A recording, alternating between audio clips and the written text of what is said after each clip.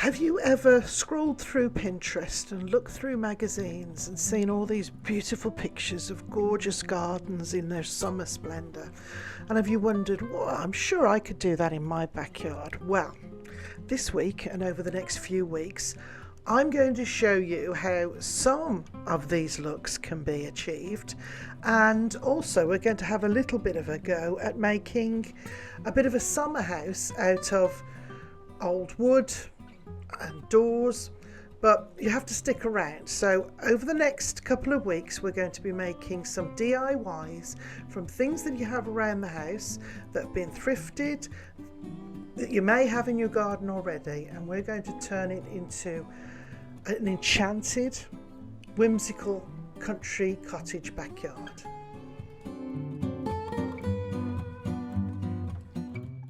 Well, if you watched last week's video, there was a lot of inspiration there, and I already had this chandelier that I picked up a long time ago. It's been sitting in the garden, it's been sitting in the shelter, so this is the week that I finally do the job that I've been wanting to do with this. It's originally, I think it was probably gold. Whoever had it before me sprayed it like a lovely bronzy colour, so I'm leaving it that colour.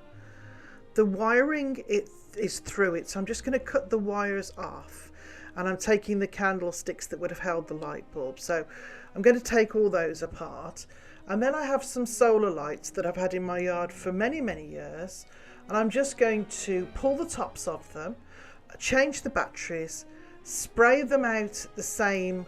I'm going to use brown just to keep it all very rustic and neutral, and we're going to mount them in the place where the light bulbs would have been on the chandelier.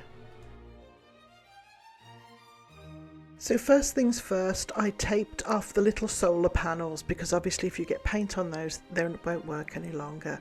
I've put a little bit of masking tape, and I've grabbed my brown paint. It was either brown or green, but I really liked the look of the brown. I thought it was added to that rustic look that I'm going for. Sprayed them all with 2 coats, and it is a gloss, but it looks really nice with the grass that I've attached to the chandelier. Now the chandelier, I would have liked to have used twigs on it. I've seen so many of these twig chandeliers, but I didn't have enough twigs. So the next best thing I thought were these old dried out ferns. These were in my pots. I love the colour of them, I love the texture of them. So I gathered bundles of these, wired them together and made little bunches. And then I'm going to put these bunches, I'm going to wire them to the chandelier in various places. I'm going to wrap them in ribbon, and then I'm going to get the ribbon hang down, and I'm going to add a little bit of floral in with them as well, just to give it add to that rustic look. And whereas it's not the twiggy look that I was going for, I am pleased with how it turned out eventually.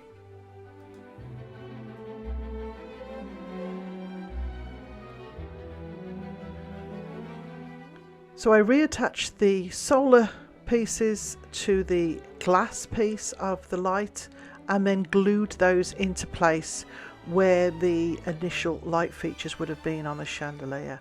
And although I didn't have the twigs that I wanted, I am happy with the final result with all these little sticks that have been bundled together. It certainly does lend itself to a very rustic look that I was hoping to achieve.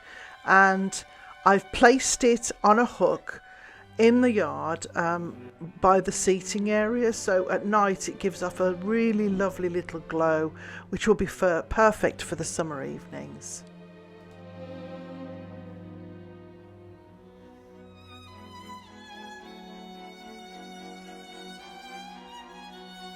I wanted to create different areas of the garden which were lit and had various whimsical things in them, whether it's, you know, little things that I've made or statues that I've had. So these hoop lights are something that I've seen over and over again, so I thought I'll give this a try. I only had 2 hula hoops left over from party games last year, so I've used those, and if they turn out well, I will make some more. I've cut them down so that I've got one large and one smaller. I sprayed them I joined them back together, and then I sprayed them with the same brown paint, and then I've wrapped greenery all around the circumference of the wheels, the hoops. I did one with lights underneath, lights over, and then the other one I just put lights over the florals, because I wanted to use the same set of solar lights, and they are kind of joined together, and then I've got more lights if these turn out to use at other places in the garden. I also just added, where the glue spots were worse, I just added little bits of greenery to cover up.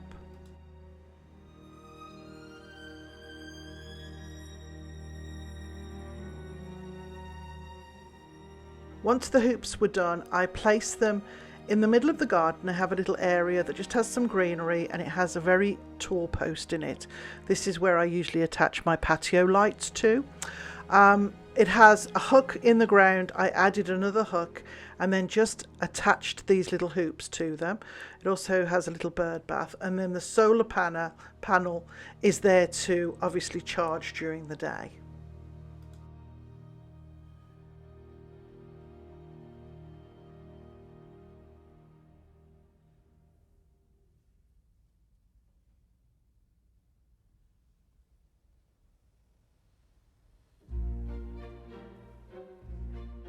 This next little project, you'll see these things everywhere. They're plastic and they're for the garden. I was going to use this as part of a water feature. It was $2, but I noticed that it had little holes in it. Now I sealed the holes up with the hot glue and some little pieces of plastic, but I decided once I'd painted it, I gave it 2 coats of chalk paint. I liked it so much that I thought it would look really nice with florals in it to go along with something else that I'm going to be DIYing in just a minute. So I used, I think it's called, Cocoon. That's what I used on this. And as I said, I gave it 2 coats of paint. Once the paint was dry, I got my glue gun out and I gave a few areas a bit of glue, and then I put some moss on it to give it an aged look, as if it had been sitting out in the garden for a while.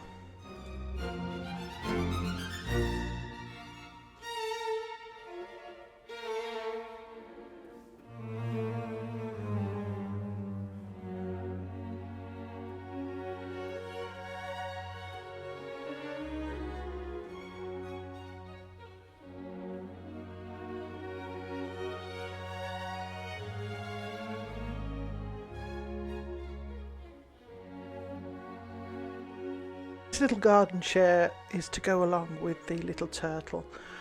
It's been sitting in my basement for ages, and it needed a good paint job. It didn't get a good paint job, it got a quick paint job with chalk paint. Very dry brush, just gave it a quick coat just to give it an aged look. So very dry brush, as I said. We just went over all the areas, some places more than others, again just to give it that vintage used look. Once that was done, I got my hot glue gun and a bag of 2 different types of moss. I put the glue in certain areas, just sort of dabbed it about. While it was still hot, I grabbed a handful of the moss, pressed it down into place and pushed it into the glue. Once that was done, then brush away the excess, and the glue should hold the moss. I did think of doing it all over, but I thought in different areas it just looked more as though it'd been sitting out in the weather, and I used 2 different types of moss and then just sat it out in the backyard, put the little turtle on top, and it looks as though it's been sitting there weathering in the backyard for at least 2 or 3 summers.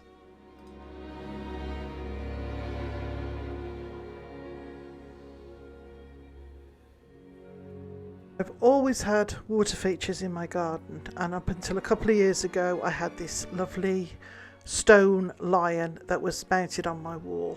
Had it for about 25 years.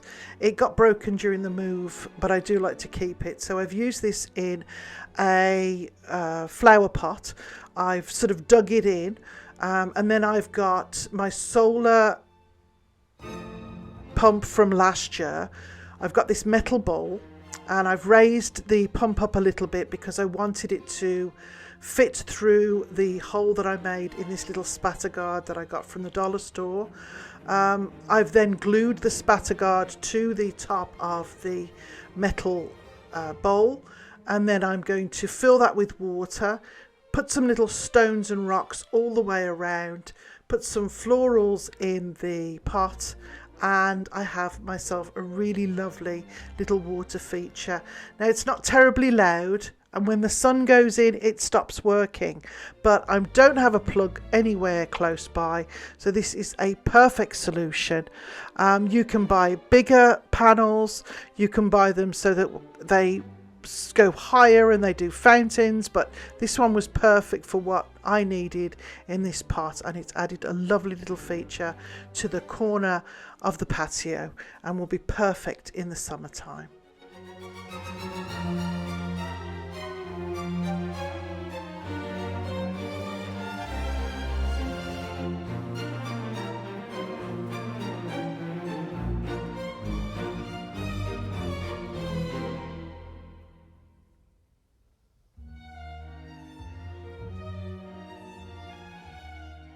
Next, Rustic pots came straight. I was directly inspired by Julie's Designs and Signs. I love her channel.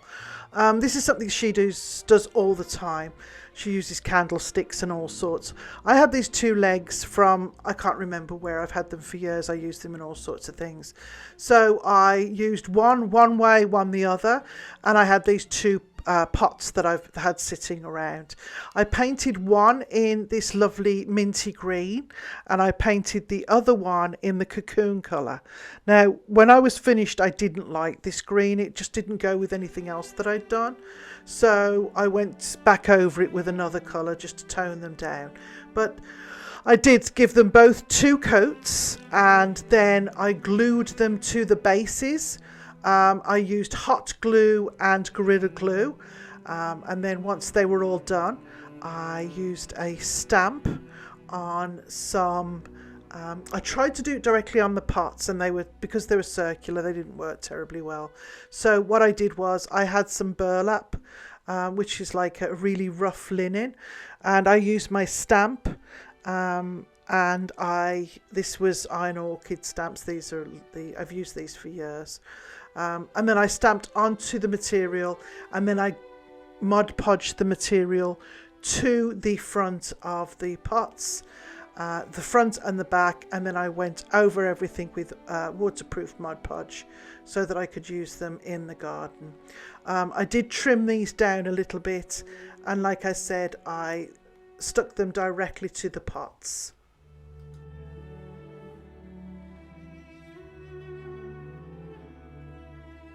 That last camera angle obviously was brilliant. What I was doing, I was trimming all around the actual little print that I made so that I didn't have any scraggly edges.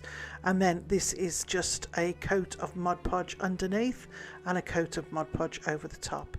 This is just to make sure it sticks down, and then I gave everything a coat with the waterproof Mod Podge so that hopefully it will not, it'll withstand a little bit of rain outside once they're in the garden.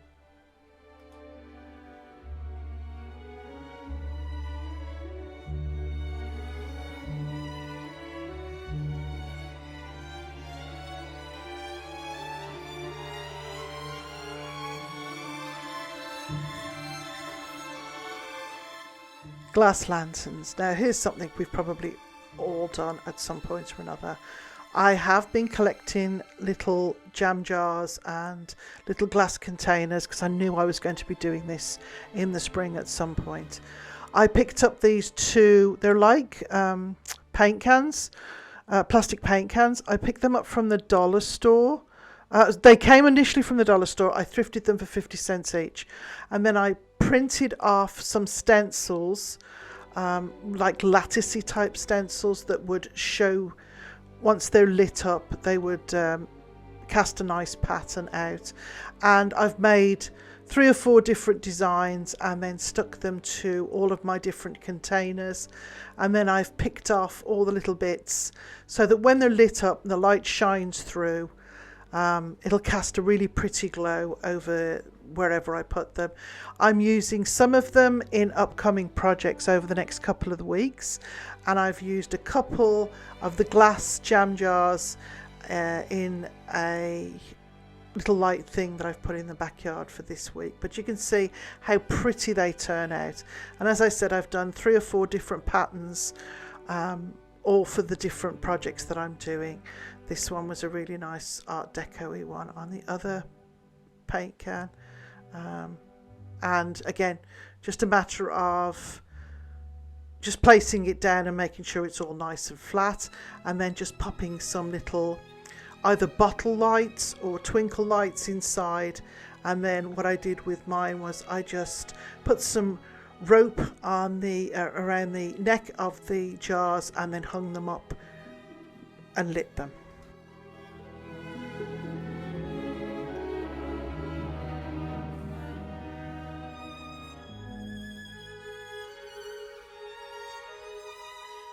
So let's have a look what we did this week in my whimsical garden. Part 1. We did a water feature, which was so easy.